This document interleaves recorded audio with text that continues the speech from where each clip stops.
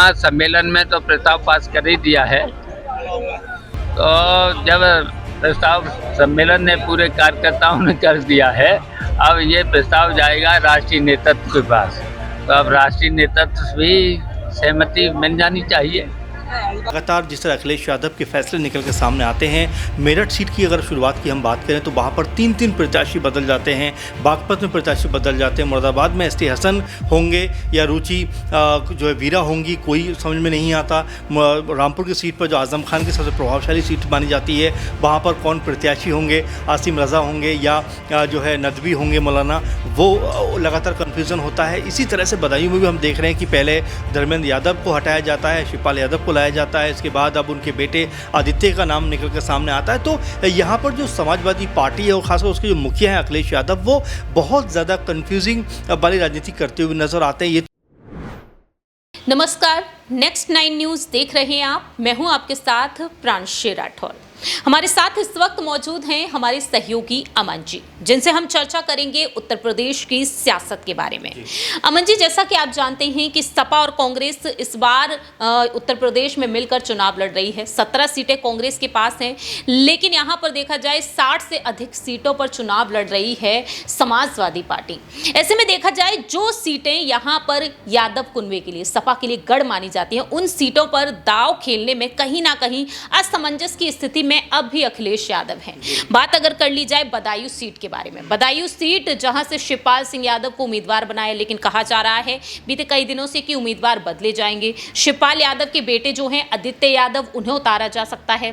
और आदित्य यादव कह रहे हैं कि अगर पार्टी नेतृत्व ये फैसला लेगा तो मैं चुनाव लड़ने के लिए तैयार हूं। शिवपाल यादव भी अपने बेटे के नाम पर कहीं ना कहीं सहमति जताते हुए नजर आ रहे हैं। कैसे देख रहे हैं कि असमंजस की स्थिति यहां पर समाजवादी पार्टी के लिए जिस तरह से सामने आ रही है, आखिरकार अखिलेश यादव इतनी देरी क्यों कर रहे हैं ये फैसला लेने में? देखिए प्रांशी जी, अगर आप उत्तर प्रदेश की बात करें और वहाँ पर समाजवादी पार्टी की बात करें तो जाहिर बात है कि दूसरे नंबर की सबसे बड़ी पार्टी इस समय मौजूद है।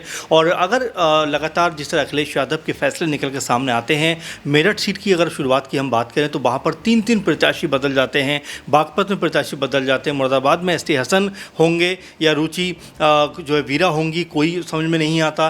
रामपुर की सीट पर जो आजम खान की सबसे प्रभावशाली सीट मानी जाती है, वहाँ पर कौन प्रत्याशी होंगे, आसिम रज़ा होंगे या जो है नदवी होंगे मौलाना, वो लगातार कन्फ्यूज़न होता है। इसी तरह से बदायूं में भी हम देख रहे हैं कि पहले धर्मेंद्र यादव को हटाया जाता है, शिवपाल यादव को लाया जाता है, इसके बाद अब उनके बेटे आदित्य का नाम निकल कर सामने आता है। तो यहाँ पर जो समाजवादी पार्टी है और खासकर उसके जो मुखिया हैं अखिलेश यादव, वो बहुत ज़्यादा कन्फ्यूजिंग वाली राजनीति करते हुए नजर आते हैं। ये तो उनके चलो कुनबे की, उनकी पार्टी की बात होगी, लेकिन जो उनके सहयोगी जो लोग हैं उनके लिए भी उनका जो पक्ष है कोई बहुत क्लियर नहीं है। आप देखें कि आज़ाद लगातार साथ थे, उनके खिलाफ उन्होंने प्रत्याशी उतार दिया, उनको अलग कर दिया।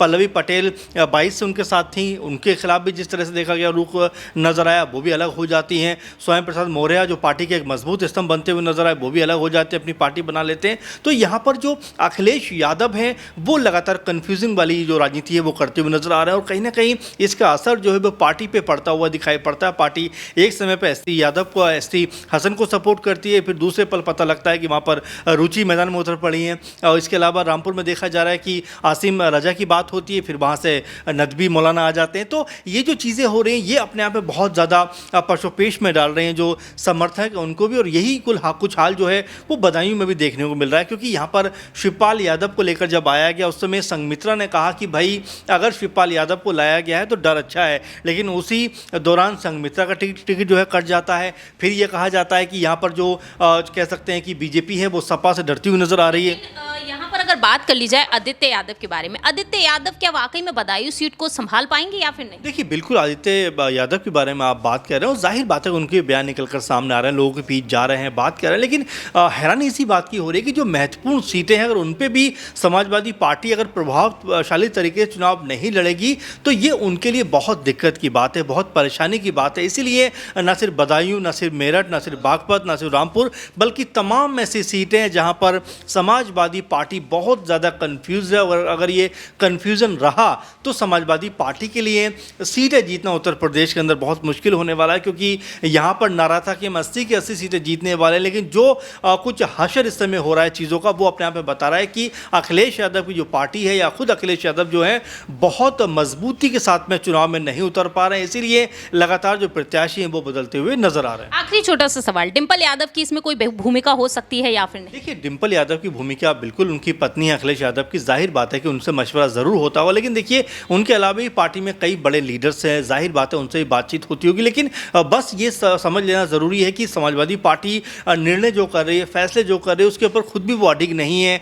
आप देखें कि जिस तरह से अतुल प्रधान को उतारा गया, वो भी नाराज़ इस बात से होते हैं कि भाई मुझे हटा किसी और को उतार दिया गया, एसटी हसन की जगह किसी और को उतार दिया गया। तो ये जो मामले हैं ये बता रहे हैं कि समाजवादी पार्टी के अंदर सब कुछ ठीक ठाक नहीं चल रहा है, उसका खामियाजा उनको लोकसभा चुनाव 2024 में उठाना पड़ेगा।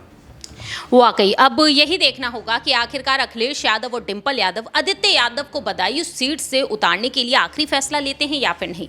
लेकिन बदायूं सीट को लेकर अपने बेटे आदित्य को लेकर शिवपाल यादव क्या कहते हैं, सुनिए जरा। जैसे हम 2002 से सुनते आ रहे हैं कि चाचा का तूफान आएगा, वो लहर आज दिखाई दी, क्योंकि जो 2017-2019 में जो चेहरे भाजपा में थे वो आज आपके कार्यकर्ता सम्मेलन में मौजूद थे। आदित्य यादव के नाम पर पहली बार मोहर लगाई है, क्या आदित्य यादव चुनाव लड़ेंगे, बताइए इसे। देखिए, यहाँ सम्मेलन में तो प्रस्ताव पास कर ही दिया है, तो जब प्रस्ताव सम्मेलन ने पूरे कार्यकर्ताओं ने कर दिया है, अब ये प्रस्ताव जाएगा राष्ट्रीय नेतृत्व के पास, तो अब राष्ट्रीय नेतृत्व भी सहमति मिल जानी चाहिए। अब देखना यही होगा कि आने वाले दिनों में आखिरकार आदित्य यादव को बदायूं सीट से टिकट देंगे या फिर नहीं अखिलेश यादव, ये काफी ज्यादा अहम हो चुका है। फिलहाल इस खास रिपोर्ट में इतना ही। बाकी की तमाम अपडेट्स के लिए देखते रहिए नेक्स्ट 9 न्यूज।